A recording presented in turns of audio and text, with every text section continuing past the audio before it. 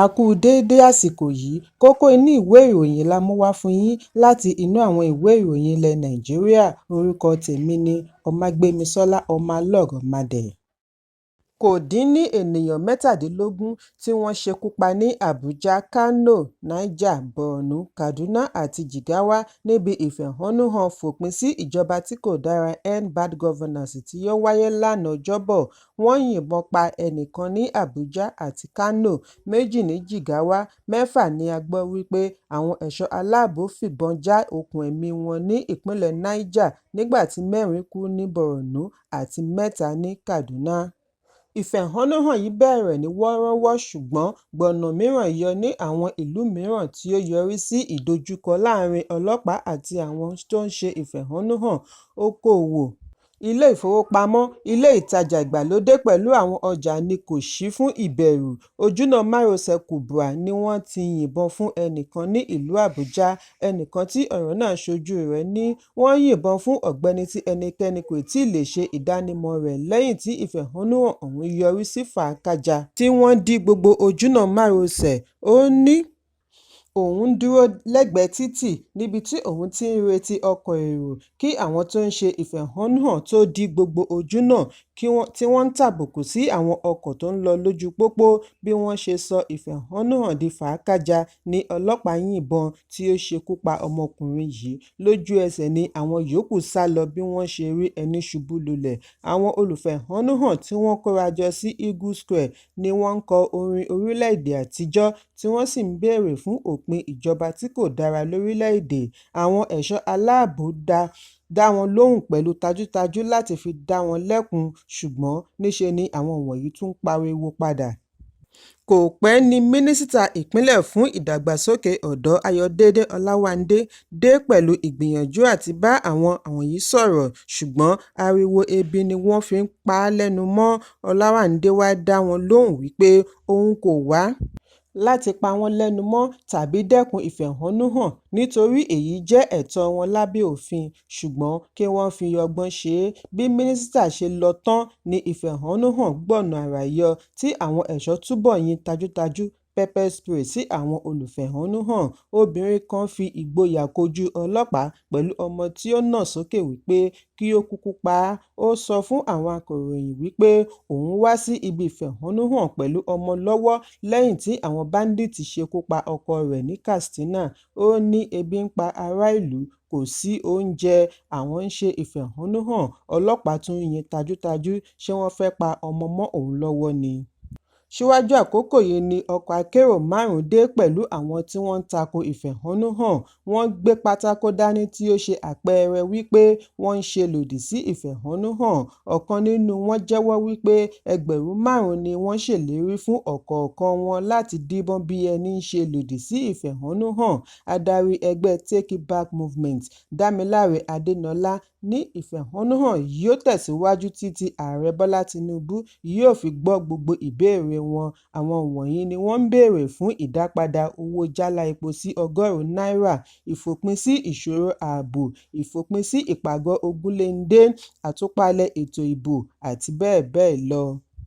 Ní àwọn apá ibòmíràn ní ìlú Àbújá, àwọn olùfẹ̀hónúhàn níbi tí a ti rí àwọn obìnrin àti ọmọdé dí ojúnà tí ó já sí Karukurudu àti Kashi bí wọ́n ṣe ń pariwo Bàmáì Tinubu tí ó túmọ̀ sí a kò fẹ́ Tinubu. Àwọn mìíràn já ewé dání bí wọ́n ṣe ń dá ọkọ̀ padà sẹ́yìn. Àwọn 2 ni a gbọ́ wípé àṣìta ìbọn pa ní gbajúgbajà Sharp Corner ní Mararaba, ìjọba ìbílẹ̀ Karo ní ìpínlẹ̀ Nasarawa, ẹnu ibodè tí ó já sí Àbújá níbi tí ọ̀pọ̀ àwọn òṣìṣẹ́ ìjọba ń gbé. Bí fàákájà ṣe ń gbilẹ̀ sí láàrin àwọn olùfẹ̀hónúhàn àti ẹ̀ṣọ́ aláàbò ni mínísítà agbègbè ilé ìjọba Nyesom Wike pè fún ìjíròrò. Ó ní ìjọba ṣetán àti bá àwọn ọ̀dọ́ jíròrò. Ní ìpínlẹ̀ Niger, ènìyàn 6 ni a gbọ́ wípé wọ́n ṣekú pa bí wọ́n ti fi ọwọ́ ṣìkún òfin mú àwọn 11 níbi wọ́n ti ń gbìyànjú àti dáná sun secretariat ìjọba ìbílẹ̀ Tafa. Agbẹnusọ ọlọ́pàá SP Wasiu Abiodun sọ ní ìlú Minna wípé àwọn jàǹdùkú ti dáná sun apá ibìkan ní secretariat wọ́n sì jí ohun iyebíye lọ. Bákan náà ni wọ́n ba nǹkan jẹ́ tí wọ́n tún dáná sun ọkọ̀ méjì kí ẹ̀ṣọ́ aláàbò tó dìde sí wọn. Láàrin ìfẹ̀hónúhàn ni àwọn Boko Haram gbìnàyá ní ìpínlẹ̀ Borno tí wọ́n ṣekú pa ènìyàn 4 tí àwọn 24 fi ara pa. Lẹ́yìn tí fàákájà bẹ́ sílẹ̀ ní ìpínlẹ̀ Kano tí ó yọrí sí ikú ọ̀gbẹ́ni kan tí wọ́n pe orúkọ rẹ̀ ní Ismail Musa ní gómìnà Abba Yusuf kéde kónílé-ó-gbélé kọ́fíù oníwákàtí 24 bí ó ti da ẹ̀bi ìṣẹ̀lẹ̀ ọ̀hún ru àwọn ọ̀tá ìlọsíwájú ìpínlẹ̀. Bákan náà ni àṣẹ kónílé-ó-gbélé wáyé ní àwọn ìjọba ìbílẹ̀ kọ̀ọ̀kan ní Yobe àti Nasarawa lánàá. Ní ìpínlẹ̀ Jigawa, ìròyìn jábọ̀ wípé wọ́n yìnbọn pa ẹnìkan níwájú ilé ìjọba ní Dutse, òmíràn kú ní ìlú Shiwarin níbi wọ́n ti ń gbìyànjú àti dí ojúnà Maiduguri sí Kano. A gbọ́ wípé àwọn olùfẹ̀hónúhàn náwó gan olú iléeṣẹ́ APC bí wọ́n ti dáná sun àwọn ọkọ̀ ẹgbẹ́ ní Dutse. Bákan náà ni àwọn olùfẹ̀hónúhàn dáná sí ojúnà nítòsí ilé ààrẹ àná Muhammadu Buhari ní Daura, ìpínlẹ̀ Katsina. Àwọn ọlọ́pàá yin tajútajú sí àwọn olùfẹ̀hónúhàn tí wọ́n ń jalè tí wọ́n tún dáná sun ọkọ̀ NSCDC ní ìpínlẹ̀ Katsina. Ajàfẹ́tọ̀ọ́ ọmọnìyàn kan Ọmọyẹlé Sowore bu ẹnu àtẹ́ lu ìpànìyàn àti ìdojúkọ tí wọ́n ṣe fún àwọn olùfẹ̀hónúhàn káàkiri orílẹ̀-èdè. Ó ní ará ìlú ní ẹ̀tọ́ sí ìfẹ̀hónúhàn oníwọ́rọ́wọ́ bí ó ti nàka àbùkù sí ìjọba fún bí wọ́n ṣe kọ̀ láti pèsè ìgbé ayé ìrọ̀rùn fún ará ìlú. Ní ìpínlẹ̀ Èkó, àwọn olùfẹ̀hónúhàn tú jáde lógúnlógún lọ́gbọ̀nlọ́gbọ̀n lánàá tí wọ́n ń pè fún ìfòpin sí ìṣẹ́ àti ìjọba tí kò dára lórílẹ̀-èdè. Àwọn olùfẹ̀hónúhàn tí ọ̀pọ̀ wọn jẹ́ ọ̀dọ́ rìn láti abẹ́ afárá Ìkẹjà níbi tí wọ́n ti kórajọ láti aago 8 òwúrọ̀ lọ sí Gani Fáwẹ́hìnmí Park ní Ọjọ́ta láàrin aago 11 òwúrọ̀. Síwájú àkókò yìí ni Ilé-ẹjọ́ Gíga ìpínlẹ̀ Èkó pa á láṣẹ kí wọ́n lo ibi méjì péré ní Ọjọ́ta, ṣùgbọ́n àwọn wọ̀nyí jáde ní aláùsá láti fi ẹ̀hónú wọn hàn. Ọ̀pọ̀lọpọ̀ pátákó ni wọ́n gbé dání pẹ̀lú àkọlé bíi End Bad Governance, Reverse Fuel Subsidy, Tax the Rich, Reverse Electricity Tariff àti bẹ́ẹ̀ bẹ́ẹ̀ lọ. Ìròyìn jábọ̀ wípé ọ̀pọ̀lọpọ̀ ilé ìtajà, ṣọ́ọ̀bù, ọ́fíìsì pẹ̀lú ilé ìfowópamọ́ ni ó wà ní títìpa, ọkọ̀ díẹ̀ ló ń rìn lójú pópó. Bákan náà ni ìròyìn jábọ̀ wípé àwọn ọlọ́pàá yin tajútajú láti fi lé àwọn tí ó ń ṣe ìfẹ̀hónúhàn ní Lekki Toll Gate. Níbi ìfẹ̀hónúhàn tí ó wáyé ní Ọjọ́ta ni ọ̀gbẹ́ni kan ti já ara rẹ̀ sí ìhòhò láti fi ẹ̀hónú rẹ̀ hàn sí ìṣòro ọrọ̀ ajé. Bẹ́ẹ̀ ni ọkọ̀ òfurufú hẹlikọ́pítà ń pààrà lójú òfurufú fún bíi 20 ìṣẹ́jú.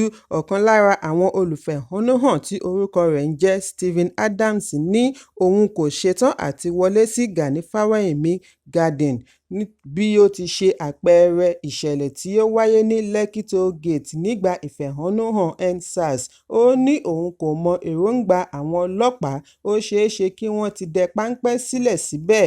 Kọmíṣánná ọlọ́pàá ìpínlẹ̀ Èkó Adégòkè Fáyọ̀adé náà ṣe àbẹ̀wò síbi ìfẹ̀hónúhàn láàrin aago 11 kọjá ìṣẹ́jú 15 láti wo bí nǹkan ṣe lọ sí. Àwọn ará ẹkùn gúúsù ìlà oòrùn kọ̀ láti bá wọn kópa nínú ìfẹ̀hónúhàn. Àbẹ̀wò akọ̀ròyìn sí ìpínlẹ̀ Enugu ṣe àfihàn ìfẹ̀hónúhàn kónílé-ó-gbélé Sit at Home. Gbogbo òpópónà ni ó dákẹ́ rọ́rọ́. Wọ́n ní àwọn wọ̀nyí ní ó tẹ́ àwọn lọ́rùn láti jókòó sínú ilé gẹ́gẹ́ bí ìgbésẹ̀ ìfẹ̀hónúhàn tiwọn. Gbogbo ilé-iṣẹ́, ilé ìtajà, ṣọ́ọ̀bù, filling station, ibi ìgbafẹ́ àti bẹ́ẹ̀ bẹ́ẹ̀ lọ ni ó wà ní títìpa bí ó tilẹ̀ jẹ́ wípé àwọn ẹnu ibodè ọjà ṣí sílẹ̀ gbayawu. Síbẹ̀ kò sí ẹnikẹ́ni nínú ọjà. Ẹ̀kúnrẹ́rẹ́ ìròyìn yìí wà nínú ìwé ìròyìn Punch tó jáde lónìí. Ọ̀kan lára àwọn ọmọ ọ̀dọ̀ Aribemchukwu, ọmọ adájọ́ Rita Ofili Ajumogobia tí wọ́n ṣekúpa ti jẹ́wọ́ wípé òun lọ́wọ́ nínú ìṣekúpa ọ̀gá wọn. Ìròyìn jábọ̀ wípé olóògbé tí gbogbo ènìyàn mọ̀ sí Chuchu di olóògbé nínú àyíká ilé rẹ̀ tí ó wà ní Parkview Estate, Ìkòyí, ìpínlẹ̀ Èkó. Ọ̀kan lára ẹbí sọ fún akọ̀ròyìn wípé alẹ́ ọjọ́ Ìṣẹ́gun ni wọ́n ti ṣekú pa á kí wọ́n tó wá ṣe àwárí òkú rẹ̀ ní ẹnu ibodè àbáwọlé ilé rẹ̀ lówùúrọ̀ ọjọ́ kejì. Lẹ́yìn èyí ni wọ́n fi ọwọ́ ṣìkún òfin mú àwọn òṣìṣẹ́ rẹ̀ nínú ilé, lára wọn ni dẹ́rẹ́bà, aṣọ́gbà àti ọmọ ọ̀dọ̀. Nígbà tí wọ́n ń ṣe àgbékalẹ̀ ibi tí wọ́n bá ìwádìí wọn dé ni òṣìṣẹ́ kan láti iléeṣẹ́ ọlọ́pàá tí kò fẹ́ dárúkọ ara rẹ̀ sọ fún akọ̀ròyìn wípé ọmọ ọ̀dọ̀ ti jẹ́wọ́ wípé òun bá wọn lọ́wọ́ nínú ìṣekúpa níbi ìfọ̀rọ̀wánilẹ́nuwò. Ó ní inú yàrá ni wọ́n ti ṣekúpa olóògbé kí wọ́n tó wọ́ òkú rẹ̀ sí ìta níbi tí wọ́n já a jùlẹ̀ sí. Wọ́n gbìyànjú àti nu ẹ̀jẹ̀ tí ó ṣe sílẹ̀, ṣùgbọ́n àpá rẹ̀ farahàn nítorí alẹ́ ni iṣẹ́ aburú yìí wáyé. Bákan náà ni afurasí yìí jẹ́wọ́ wípé lójú ẹsẹ̀ tí àwọn pa ọ̀gá wọn tán ni àwọn kó àwọn nǹkan tí ó ṣe iyebíye nínú ilé. Nígbà tí wọ́n kàn sí alukoro ọlọ́pàá ìpínlẹ̀ Benjamin Hundeyin, ó ní ìwádìí ṣì ń lọ lọ́wọ́, bí àsìkò bá tó àwọn á pèsè àbájáde ìwádìí. Ẹ̀kúnrẹ́rẹ́ ìròyìn yìí wà nínú ìwé ìròyìn Punch tó jáde lónìí. Ìkárísọ́ bẹ́ sílẹ̀ ní agbègbè Àbùbọ̀ Nnewichi ní ìjọba ìbílẹ̀ Àríwá Nnewi, ìpínlẹ̀ Anambra, bí ìyá kan pẹ̀lú ọmọ rẹ̀ 4 ṣe di olóògbé látàrí ìfurasí májèlé oúnjẹ. Ìyá tí wọ́n pe orúkọ rẹ̀ ní Oyinye pẹ̀lú àwọn ọmọ rẹ̀ Miracle, Dominion, Amanda àti Kosi ni wọ́n jọ di olóògbé lẹ́yìn oúnjẹ alẹ́ àná. Títí di àsìkò ìkóròyìn yìí jọ, ẹnikẹ́ni kò tíì lè sọ bí májèlé oúnjẹ ṣe jẹ́. Ọkọ àti bàbá àwọn tí ó di olóògbé yìí kò sí nílé nígbà tí ìṣẹ̀lẹ̀ yìí wáyé. Nígbà tí ó padà dé tí ó gbọ́ aburú tí ó ṣẹlẹ̀ sí ìdílé rẹ̀ ní ìjáyà mú un, tí wọ́n fi gbé dìgbàdìgbà re ilé ìwòsàn. Àwọn ọmọ 2 mìíràn, ọkùnrin kan obìnrin kan, ní orí kó yọ nítorí ọ̀dọ̀ ìbátan wọn ni wọ́n ń gbé. Alukoro ọlọ́pàá ìpínlẹ̀ Anambra Tochukwu Ikenga fìdí ìṣẹ̀lẹ̀ yìí múlẹ̀. Ó ní ìwádìí ṣì ń lọ lọ́wọ́ bí wọ́n ti kó òkú gbogbo àwọn tí ó di olóògbé lọ ibi ìgbókùúsí fún àyẹ̀wò autopsy. Ẹ̀kúnrẹ́rẹ́ ìròyìn yìí wà nínú ìwé ìròyìn Daily Post tó jáde lónìí. Kókó inú ìwé ìròyìn tòní kò ní jù báyìí lọ.